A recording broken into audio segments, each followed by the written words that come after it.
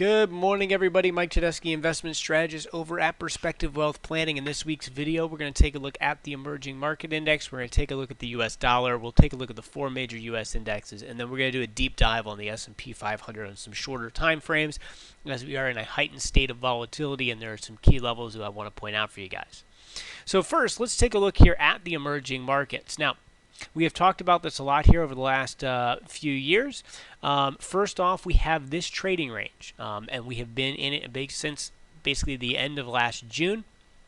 And you'll notice we have bounced and tested the bottom of the range. Then we've come back up, tested the top of the range, and now we're close to the bottom of the range.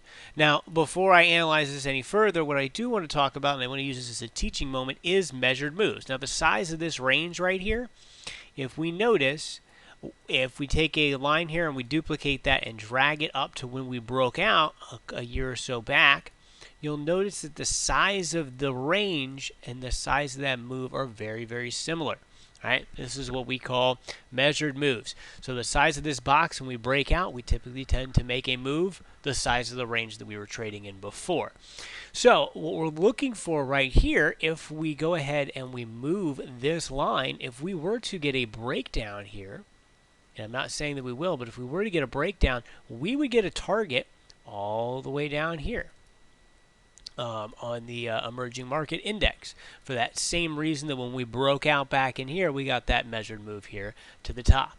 So one of the ways that you can take a look at this is essentially this market has traded in the last 5 years in essentially 1, 2, 3 different ranges. We've been trapped for a while here, and we are looking for a move out of this range eventually. That's going to give us the most actionable trade setup. So we're going to look for it to take out the lows from last year if you're looking at it in on the short side.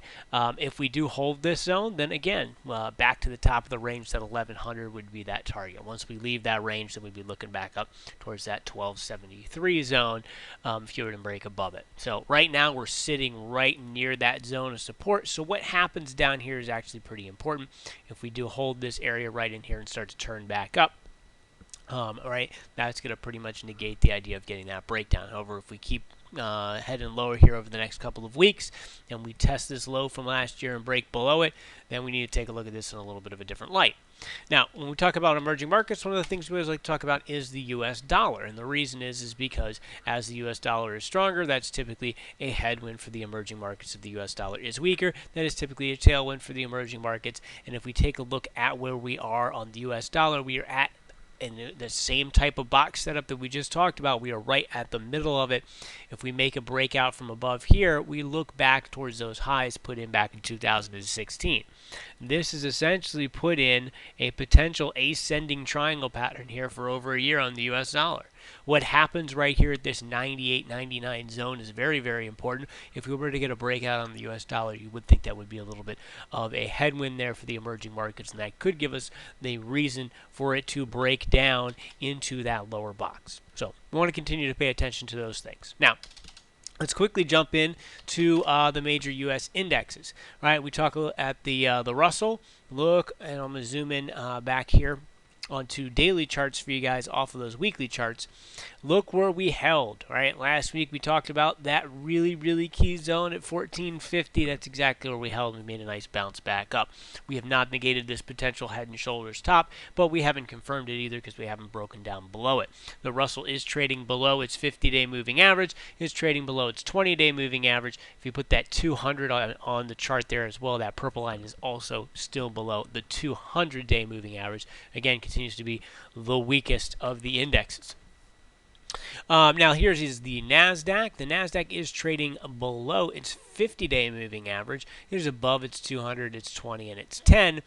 And if we look at the major level of resistance that we've got right in here on the short time frame, we're talking about that 77 or 7,800 level essentially there in on the NASDAQ. We had that gap down on 8.1. On A2, that gap right there, that's basically that resistance zone. That's at 7,800. We also like to take a look at those big round numbers. So Let's jump in now and take a look at the Dow Jones. Take a look at the Dow. Dow's above its 200, it is below its 20, it is below its 50, and it is above its 10. So we have those mixed moving averages where we don't really have a trend when we take a look at the overall moving averages themselves. It also failed right at that key 26,500 level.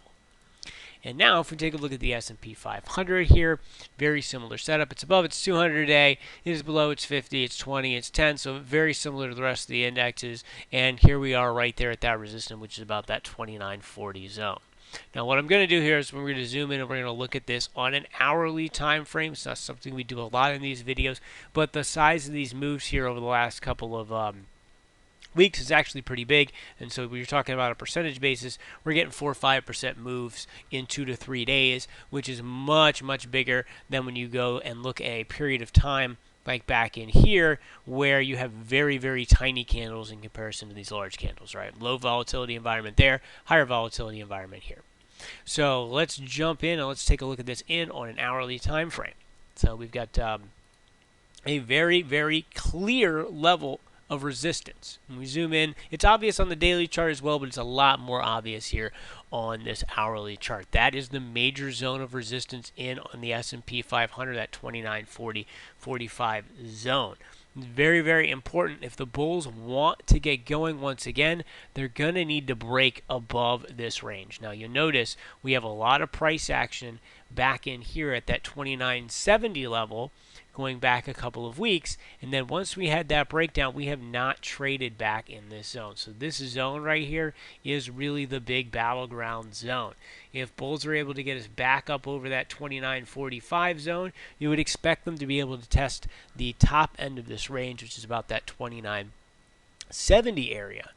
And if they were to get back above that, then you would expect us to go back up and take a look at those all-time highs.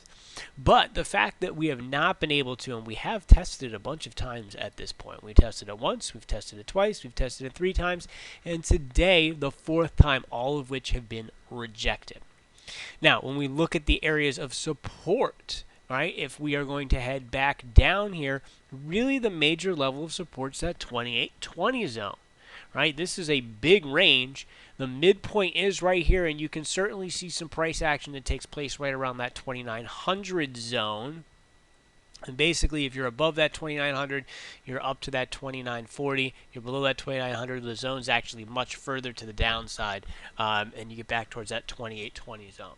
So those are the key levels that we are watching, and we really break down the market with the volatility that we've had here over the past couple of weeks. Those are the key areas.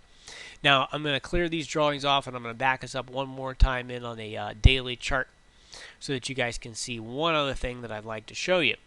This is a potential bear flag. And the reason I'm saying it's a bear flag is because it's come where we came from higher prices. Right? When you get a flag, the direction that price moved into that flag is going to give you the bias for the move out of that flag. Okay, so if you've got a flag like you have right back in here, and you came from below, right, it has a bullish bias, and you can see it play out where it makes the breakout, the back test, and then follows through. This is not a guarantee that this is heading lower. This is about a 60-40 when you're talking about flags like we are right here. So the bias certainly is that we could potentially head lower from this pattern, and this pattern alone doesn't mean it's actually going to happen. So I wanted to point that out for you guys. If you do break below those 2820s, then you would have that kind of confirmation. We would expect that move. The next area of support on the S&P 500 is about 2720. And let me clear these drawings off so you can clearly see that line on the chart. Next zone of support right here. All right, and then really we have some price action back at 2600, and then again it's back to those lows from last December. All right, there's a lot that has to happen before we even really are discussing anything down here, but really where we're at right now, we are inside this trading range, and we are watching this very closely. I hope you guys have yourselves a fantastic week. As always, I'll see you guys next week. Take care.